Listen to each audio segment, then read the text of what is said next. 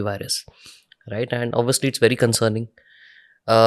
हम लोग इस टाइम पे सिमिलर काइंड ऑफ ट्रेंड्स देख रहे हैं जो कोरोना के टाइम पे हुआ था। कुछ लोगों ने उस टाइम पे भी बोला था कि भाई ये कुछ नहीं है, कुछ नहीं होगा, एंड फिर हमने देखा था कि सेकंड वेव में कितना ज़्यादा इम्पैक्ट हुआ था उसका, फर्स्ट वेव से भी बहुत ज़्यादा।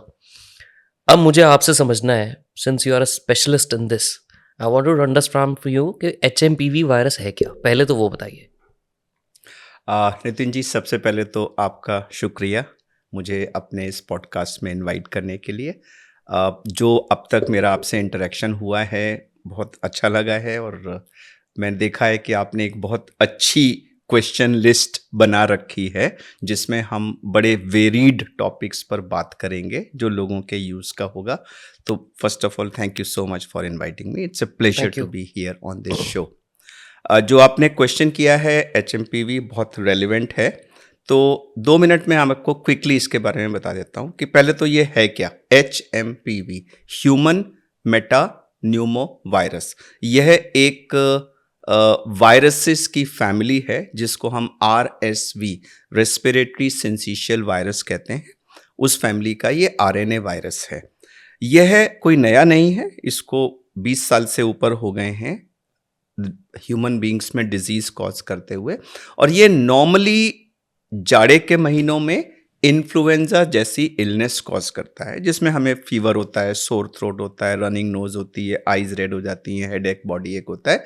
यूजुअली 3 से 5 दिन की सेल्फ लिमिटिंग डिजीज होती है, मोस्टली बच्चों में क्योंकि इनकी इम्यूनिटी डेवलप हो रही होती है, और वृद्ध लोगों में जिनकी इम्यूनिटी कम होती है। सो एक्सट्रीम्स ऑफ एज पर ये ज़्यादा देखने को मिलता है।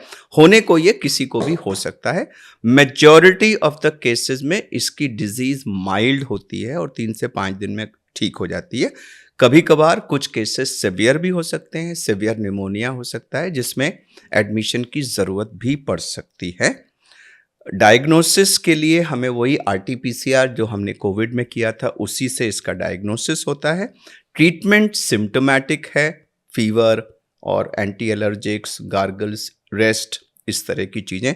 कोई स्पेसिफिक एंटीवायरल नहीं है, और अभी तक इसकी कोई वैक्सीन भी नहीं है क्योंकि उसकी कभी कोई ज़रूरत नहीं पड़ी। तो हम्म। यह समरी है इसकी, कोई नया नहीं है, ये था।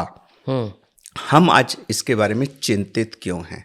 चिंतित इसलिए हैं कि पिछले 1 महीने से चाइना से कुछ ऐसी न्यूज़ आ रही हैं कि वहाँ सडनली जो विंटर में जितने केसेस होते थे उससे इस साल बहुत ज़्यादा केसेस हो रहे हैं, एंड हॉस्पिटल्स आर फ्लडेड, और उसमें कुछ केसेस सिवियर भी हैं। अब ये सही है कि नहीं सही है, चाइना की न्यूज़ का कई बार क्लियर नहीं होता। कुछ लोग कह रहे हैं नहीं ऐसा नहीं है, कई तरह से न्यूज़, कुछ पिक्चर्स आई हैं जिसमें हॉस्पिटल्स के अंदर लोग लाइन से हम्म। बिस्तर पड़े हैं और लोग बैठे हुए हैं। तो अगर ये वैसा है तो ये हो सकता है कि कोई म्यूटेंट इसका वहां हो गया हो जो सीरियस डिजीज कॉज कर रहा है। अब अगर ऐसा है तो यह एक कॉज फॉर कंसर्न है कि कहीं ना कहीं वो म्यूटेंट अगर बाहर निकला चाइना से कोविड की तरह तो कल को वो दिक्कत कॉज कर सकता है। और अगर ये न्यूज़ सही नहीं है तो शायद यह ओवर रिएक्शन है। कुछ दिनों में विंटर ठीक होगा, ये इन्फ्लुएंजा लाइक इलनेस खत्म हो जाएगी और ये सारा शोर खत्म हो जाएगा।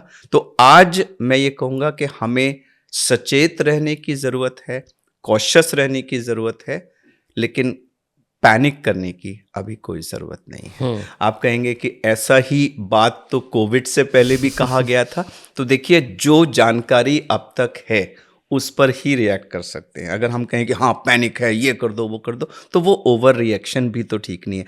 Under reaction and over reaction दोनों ठीक नहीं है। आई थिंक अप्रोप्रिएट रिएक्शन ये है कि लेट्स बी कॉशियस। अगर किसी को इन्फ्लुएंजा लाइक इलनेस है तो उसको शायद घर से बाहर कुछ समय के लिए नहीं निकलना चाहिए, क्राउडेड एरियाज में नहीं जाना चाहिए, निकलें भी तो मास्क लगा के निकलना चाहिए। क्राउडेड एरियाज में अगर आप जाएं, इफ पॉसिबल मास्क लगा लीजिए। आज की तारीख में सिर्फ इतना ही रिस्पॉन्स रिक्वायर्ड है। हम्म। ऐसा क्यों है कि विंटर्स में ही ये ज़्यादा दिखता है? तो विंटर्स में बहुत सारे कारण होते हैं। विंटर्स में एक तो टेम्परेचर जब लोअर हो जाता है तो वो हमारी जो इम्यूनिटी है वो भी उस समय कम हो जाती है। हमारे यहाँ एक खासकर से एक चीज़ होती है पर्टिकुलरली नॉर्थ में कि pollution levels are highest during the months of October, November, December, जिस समय ठंडक भी होती है। तो एक ठंडक का असर, दूसरा पोल्यूशन लेवल्स जो हमारे, देखिए हम पोल्यूशन से एक्सपोज होते हैं तो हमारी जो रेस्पिरेटरी म्यूकोसा है उसमें इन्फ्लेमेशन होता है and an inflamed swollen mucosa is more sensitive to infection than a normal mucosa. तो एक पोल्यूशन ने उसको वीक कर दिया, उसके ऊपर से इन्फेक्शन आ गया, टेम्परेचर है जिसमें वो वायरस मल्टीप्लाई करता है, गर्मी होगी तो ये वायरस डेड हो जाएगा, ठंडे मौसम में वो वायरस मल्टीप्लाई करता है, सरफेसेस पे अगर गिरता है तो वो लास्ट करता है, इसीलिए इस पीरियड में उसकी स्प्रेड ज़्यादा होती है। और कोरोना और एचएमपीवी में कोई सिमिलैरिटी है या क्या डिफरेंसेस हैं? देखिए सिमिलैरिटी तो ये है कि दोनों ही आरएनए वायरस हैं, दोनों ही रेस्पिरेटरी सिस्टम को अफेक्ट करते हैं। ठीक है, कोरोना रेस्पिरेटरी सिस्टम से बाकी जगह जाके बाकी बॉडी में भी मल्टीप्लाई कर सकता था और अफेक्ट कर सकता था। अच्छा, इसका अभी तक जो इसका प्रेजेंट वेरिएंट है वो हमारे रेस्पिरेटरी सिस्टम तक ही जाता है, वो हमारी रेस्पिरेटरी म्यूकोसा में मल्टीप्लाई करता है और अभी तक इसका इफेक्ट लंग्स तक ही डिस्क्राइब्ड है या एक सिस्टमिक इलनेस डिस्क्राइब्ड है।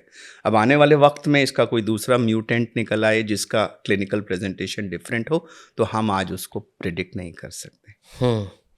और 3 से 5 दिन में उम्मीद होती है अगर हो वायरल गया, इलनेस यूजुअली 3 3 से to 5 5 days। दिन की सेल्फ लिमिटिंग इलनेस होती है, अपने आप ही जैसे बॉडी में एंटीबॉडीज बनती हैं वो सेटल हो जाता है।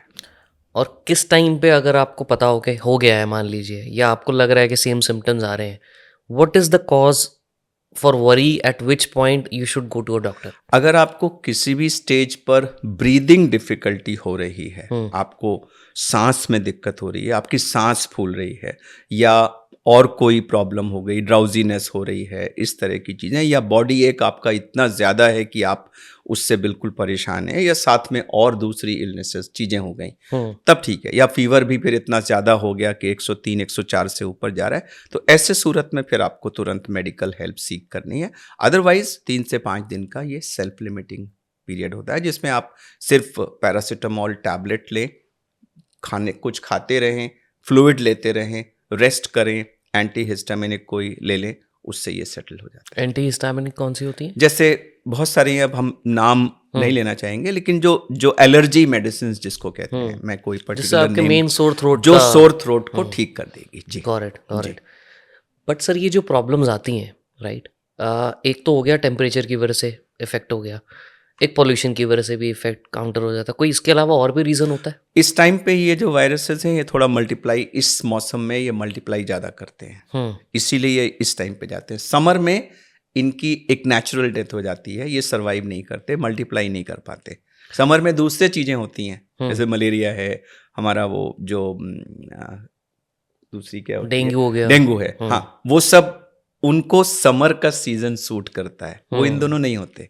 इन रेस्पिरेटरी वायरसेस को ये कोल्ड विंटर टाइम इनके मल्टीप्लिकेशन के लिए सूट करता है, ये इस समय इफेक्ट करते हैं। बट कोरोना की जो वेव आई थी सेकंड, अगर मैं बात करूं, आई बिलीव वो मार्च के आसपास थी, मार्च अप्रैल के आसपास। हाँ, तो वो मैंने कहा ना, वो फिर वायरस म्यूटेंट होके ऐसा बन गया था कि वो समर में चला गया, मतलब मंथ वाज इररिलेवेंट।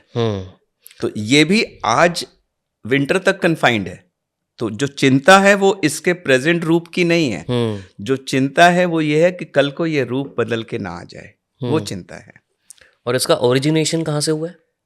कहाँ से मतलब? जैसे कोरोना में तो थ्योरीज हैं कि चाइना से आया, राइट, इसमें भी कुछ ऐसा है? इसमें नहीं, एटलीस्ट जो अभी जो करंटली पॉपुलर वेरिएंट है, जो एक नॉर्मल है, flu virus has been around for 20 years, तो वो तो हम सबको फ्लू होता रहता है। अब कोई वहां से अलग वेरिएंट निकला हो उसके बारे में आज नहीं, जैसे मैंने कहा, इस समय क्वेश्चंस बहुत ज़्यादा हैं, आंसर्स अभी बहुत लिमिटेड हैं, वक्त उसको अनफोल्ड करेगा। बट ऐसा क्यों होता है सर कि हमेशा हर बार चाइना पे ही आ जाती है बात? वहाँ ऐसा क्या हो रहा है?